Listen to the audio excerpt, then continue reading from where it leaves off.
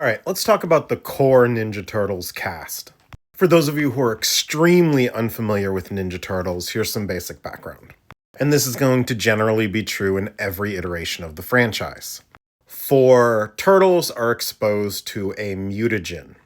The origin of the mutagen can vary, but it turns them into the Turtles. It also mutates Splinter. Now, in some cases, Splinter is a regular rat who's mutated alongside the Turtles, and in other cases, he is a person who is mutated into a rat. Regardless, he raises the brothers as his own and trains them in the martial arts.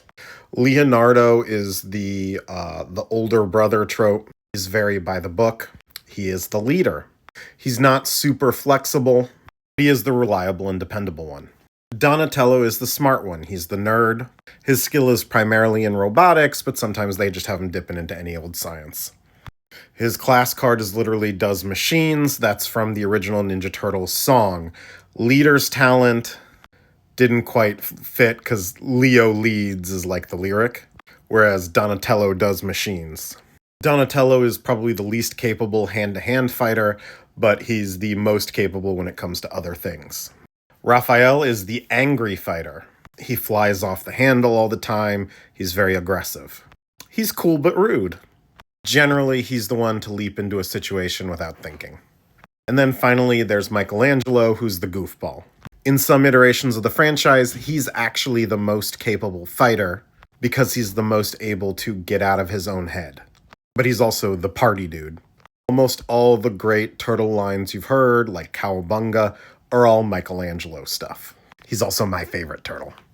Splinter, as I said, is a martial arts master, usually connected somehow to the hand, but not always. It varies a lot between iterations. We also have Ninja Teen as the fifth class, and this is a reference to Karai, who I'll talk about in a second. But also the Turtles, because they're Ninja Teens. Again, song lyrics. There are two primary supporting characters for the Turtles who appear in almost every iteration. There's April O'Neil, who is either a lab assistant or a reporter or like detective investigator of some kind.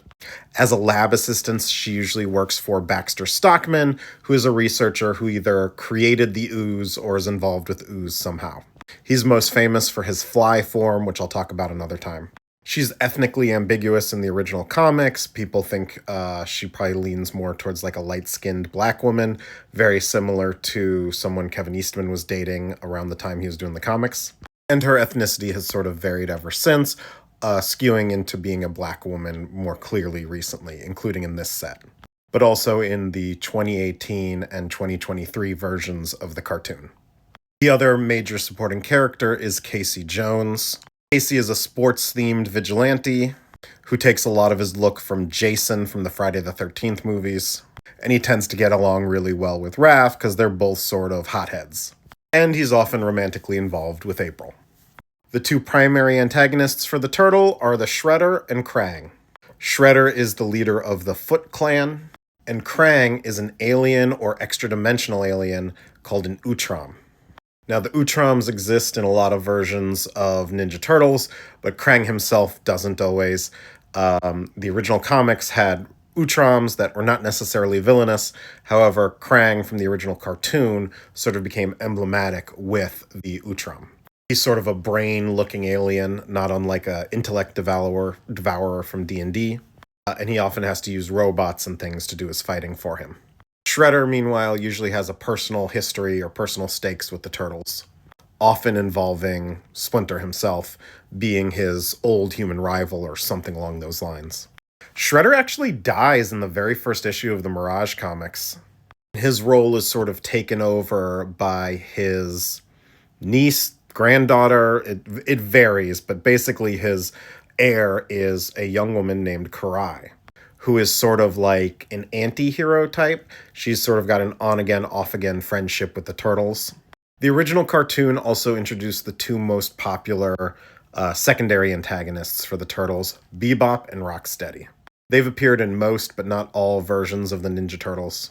They're mostly just idiots or 80s street punks who are just become massively powerful after being exposed to the mutagen and turned into these. While not quite as well known, Baxter Stockman is a pretty major antagonist in most Ninja Turtle stories.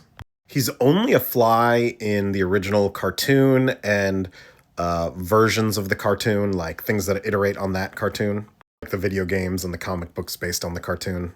In every other version, he's a scientist, expert on robotics and mutagen. He dates back to the second issue of the comic, so he's the second Ninja Turtle villain ever, and he's the one who creates the Mausers, which end up going and chomping their way through the sewers after the Turtles and Splinter. And that's it for sort of the A and B level Turtles characters. We'll talk about sort of the C-listers later.